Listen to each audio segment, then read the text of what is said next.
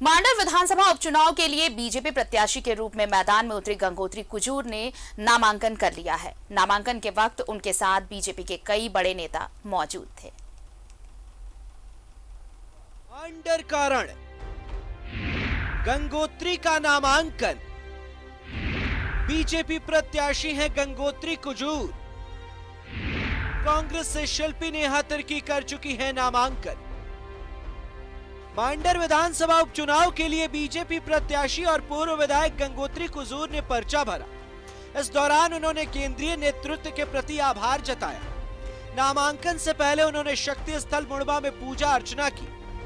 नामांकन के वक्त बीजेपी विधायक दल के नेता बाबूलाल मरांडी, प्रदेश अध्यक्ष दीपक प्रकाश भी मौजूद रहे। इस मौके पर आजसू पार्टी प्रमुख सुदेश महतो भी उपस्थित रहे।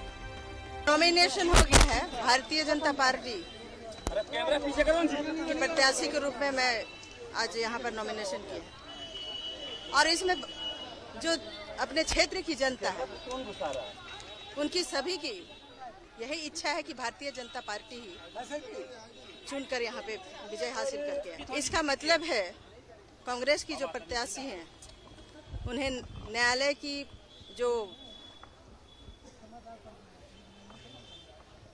ये मिला हुआ है उन पर उनको भरोसा नहीं। माननीय बंधु तिर्की जी आय से अधिक संपत्ति पर उनकी विधाई की गई है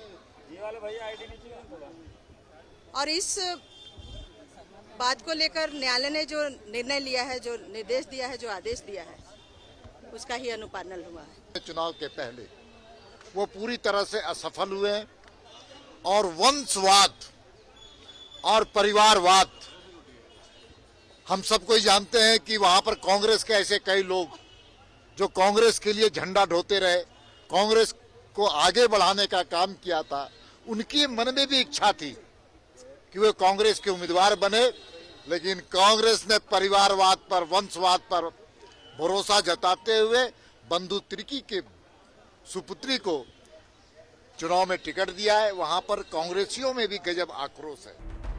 मंच भले मांडर का था पर संदेश एनडीए की एकजुटता का था।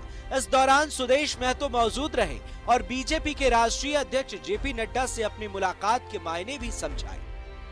इस प्रदेश के अंदर में लंबे समय से एक ध्रुवीकरण था जो दल का, इसको और बेहतर रूप से मजबूती से हम लोग इस प्रदेश में खड़ा कर पाएं, ये तैयारी है। नड्डा जी साथ क्या-क्या चर्चा हुई राज्य को लेकर? जब दो पॉलिटिशियन मिलते हैं तो बेसिकली राजनीतिक चर्चा, आप थोड़ा संबंध रहा है उनके साथ लंबे समय से, तो इस राज्य के हालात पर ही बात करेंगे। बीजेपी प्रत्याशी गंगोत्री कुजूर ने नामांकन का पर्चा भरा तो एक ऐसा संदेश देने का भी प्रयास किया गया कि झारखंड में एनडीए जिसका एक प्रमुख पार्टनर आजसू भी है, उसके भी मेन नेता यानी सुप्रीमो सुदेश महतो मौजूद रहे। एक प्रयास यह जरूर रहा है कि पिछले राज्यसभा चुनाव से कि झारखंड में एनडीए मजबूत रहे और जो भी घटक दल हैं वो साथ साथ प्रत्येक निर्णय के साथ रहें, क्योंकि 2019 के विधानसभा चुनाव में ये दोनों अलग हो गए थे, यानी बीजेपी आजसू का गठबंधन टूट गया था, जिसका खामियाजा एनडीए को उठाना पड़ा और सत्ता से वह बेदखल हो गई। कैमरामैन कौशल के साथ राजेश कुमार, न्यूज़ 11 भारत, रांची। मांडर उपचुनाव में बीजेपी ने जैसे ही गंगोत्री कुजूर को मैदान में उतारा, पार्टी के अंदर बगावत के तेवर खुलकर सामने आ गए।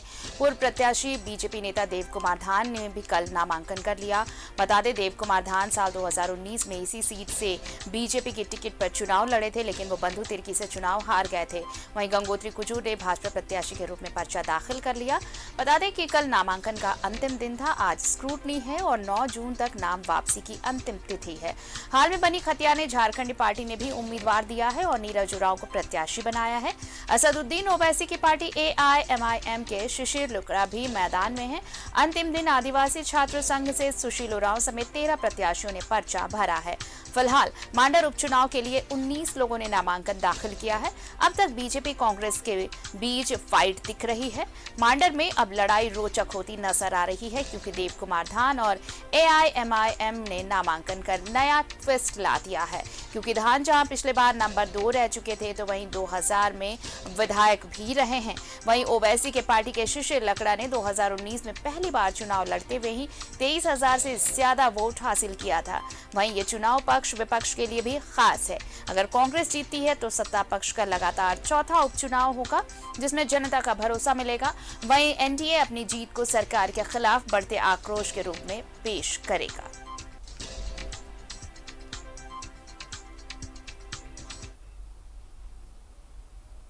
और चलिए, हमारे साथ सहयोगी अंजनी जुड़ रहे हैं, सीधे उनका रुख कर लेते हैं। अंजनी, देखिए, देव कुमारधान जो पिछली बार बीजेपी के प्रत्याशी रहे थे, चुनाव हार गए थे वो बंधु तिर्की से, इस बार टिकट नहीं मिली तो उन्होंने दूसरा रास्ता अख्तियार कर लिया। अब देखिए, पहले तो ये कहा जा रहा था कि कांग्रेस यानी कि यूपीए और एनडीए में सीधी टक्कर है, लेकिन अब जो प्रत्याशी सामने आ रहे हैं उससे मुकाबला काफी दिलचस्प हो गया है मांडर का। हाँ, देखिए, मांडर का जो उपचुनाव है वो कहीं ना कहीं आप देखेंगे लगभग 19 उम्मीदवार चुनाव मैदान में हैं और स्क्रूटनी के बाद, नाम वापसी को लेने के बाद एक तस्वीर साफ होगी कि कौन कौन उम्मीदवार चुनावी मैदान में हैं। यदि देव कुमारधान चुनावी मैदान में डटे रहते हैं तो ये समीकरण, ये घाटा जो है बीजेपी की जो प्रत्याशी है गंगोत्री कुजूर, उनको घाटा हो सकता है। तो ये बीजेपी के अंदर भी इस बात को लेकर एक मंथन हो रहा है, चिंतन हो रहा है कि देव कुमारधान भी यदि चुनावी मैदान में रहेंगे तो उसके इम्पैक्ट अच्छे नहीं होंगे। लेकिन चुनाव मैदान में कोई भी खड़ा हो सकता है, अभी वक्त है। 9 जून के बाद एक तस्वीर साफ होगी कि चुनावी मैदान में कितने लोग हैं। लेकिन जो तस्वीर दिखाई दे रही है, एक तरफ जहां कांग्रेस की प्रत्याशी है नेहा और बीजेपी की प्रत्याशी गंगोत्री कुजूर है, तो मूल रूप से जो फाइट होगा यही 2 उम्मीदवारों में होगा, क्योंकि तमाम लोगों की नज़रें हैं और जो राजनीतिक दल हैं, भारतीय जनता पार्टी और आजसू भी पूरी तैयारी कर ली है किस तरह से चुनाव प्रचार करना है। वहीं कांग्रेस की बात करें, जेएमएम की बात करें, आरजेडी की बात करें, तो कांग्रेस ने कल 40 लोगों स्टार प्रचारकों की सूची जारी की है, जिसमें झारखंड के तमाम लोग हैं और दिल्ली से अविनाश पांडे जो झारखंड के प्रभारी हैं वो भी इन तमाम चीज़ों में रहेंगे। तो सुबोध कांत सहाय हैं, तमाम विधायक हैं, पूर्व मंत्री, पूर्व सांसद कांग्रेस के वो लोग हैं।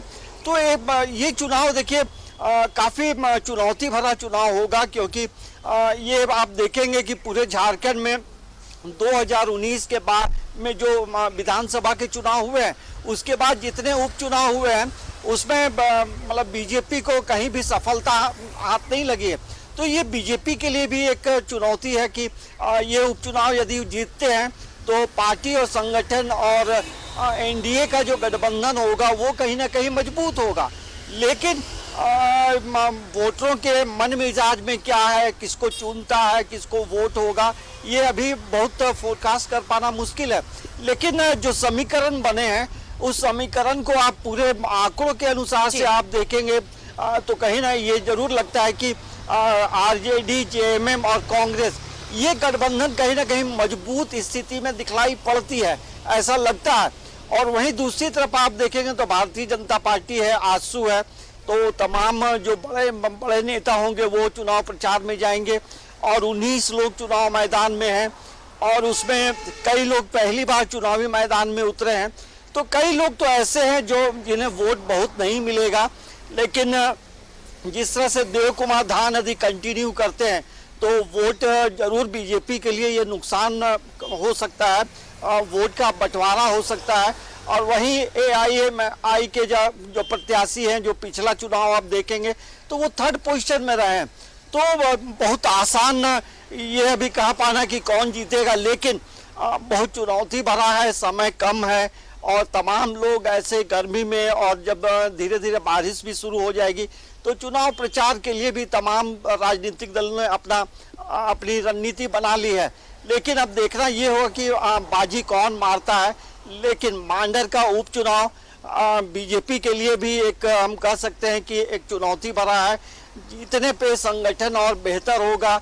वहीं गठबंधन की हम बात करेंगे, आरजेडी, जेएमएम और कांग्रेस के लिए भी एक ये चुनाव अहम हो जाता है, क्योंकि ये चुनाव ये यहाँ हम देखेंगे चलिए तो बिल्कुल ये बिल्कुल अब देखना ये होगा कि जनता किस प्रत्याशी पर, किस पार्टी पर अपना भरोसा जताती है। अंजनी, बहुत बहुत शुक्रिया बातचीत के लिए और तमाम जानकारी के लिए आपका। तो मांडर से 19 प्रत्याशियों ने नामांकन किया है और बीजेपी से लगातार बीजेपी से जो बगावत किया है देव कुमार धान ने, उन्होंने भी अपना